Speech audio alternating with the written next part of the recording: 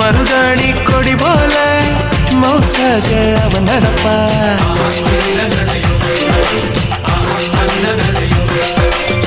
மழை பெஞ்ச தர போல பதமாக தான் இருப்பா.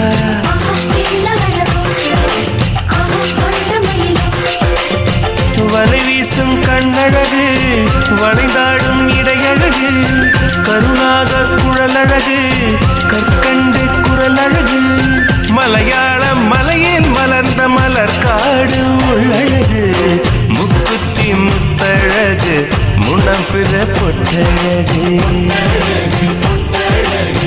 பொள்ளாச்சி மண்ணில் விளைஞ்ச நெல்லுமணி பல்லழகு.